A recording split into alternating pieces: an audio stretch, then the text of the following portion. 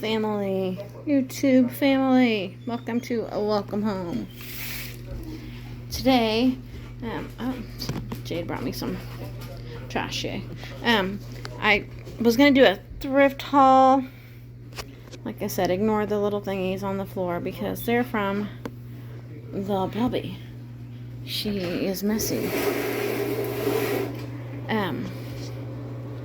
I was gonna do a thrift haul video, and then I went ahead and started painting this, and I was like, oh, okay, I forgot to show it to you. So it is this big bird cage. Ignore my back porch back there. We're trying to clean some stuff up back there. Big bird cage.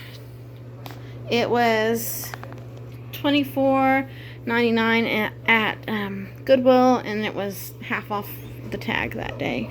And I think that's odd. They must have put it half off since they put it out, so I can't imagine it sitting there any length of time. Anyway, when I purchased it, it was, I don't know if you can see, somebody's tried to spray paint it white. And not very effectively. So I am painting it. This green. Sage green color that I mixed up with a bunch of random paints. And I'm going to paint it that color. And then I'm going to add like some faux rusting to it.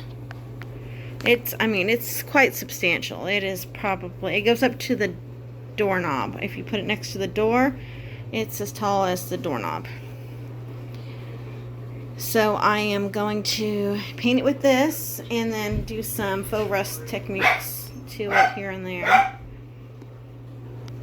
And I'll show you what it looks like when I get the green on and when I start doing the rest. First step is just easy. Just painting cleaned it, of course. Cleaned it. Now I'm just painting the whole thing green. Alrighty, so it is all green. All green. And then I wanted to add rust, and usually I use a mixture of brown and orange paints and just dab it around. But I am apparently out of brown paint. So what I'm doing is just I've mixed together on a plate some orange and red paint, and it kind of is, not orange and red, yellow and red. It's kind of an orange color, but not rusty enough. So I'm just taking it and dabbing it, and then I'm going to do rust like my grandma did back in the day. My grandma was a crafter, and she, of course, did rust with cinnamon. It's the old school way to do it.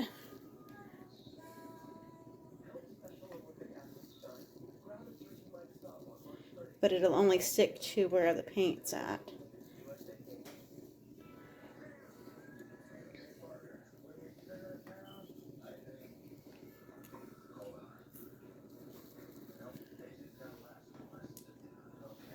And then this is how it looks on the edge.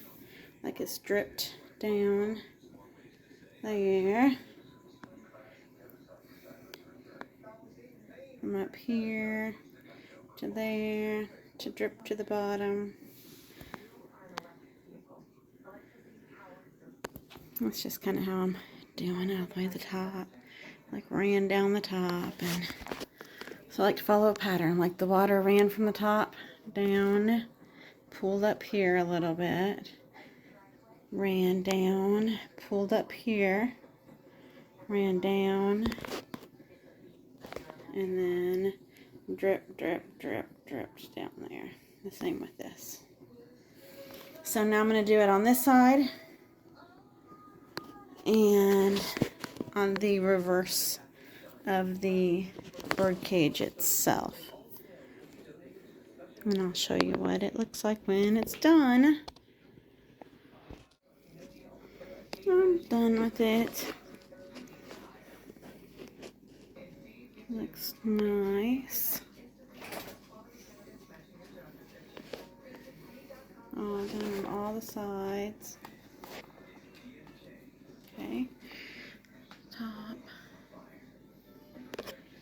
And now I'm gonna go stage it since it's all sealed up now.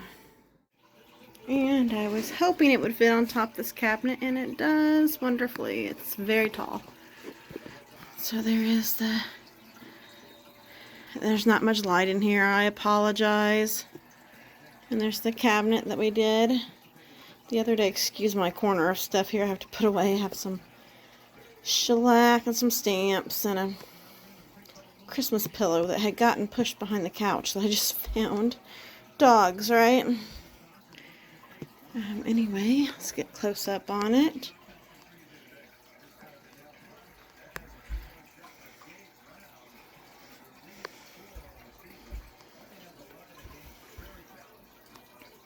I just draped some Hobby Lobby garland, like leafy garland around it.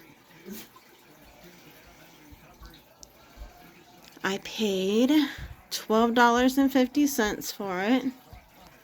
It took me not that long at all to paint, mostly dry time.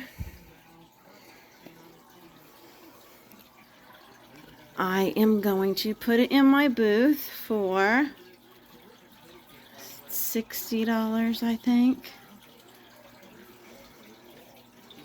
I'm going to try it. Start at 60. And hopefully it goes. Alright. Thanks for watching, guys. You have a great day.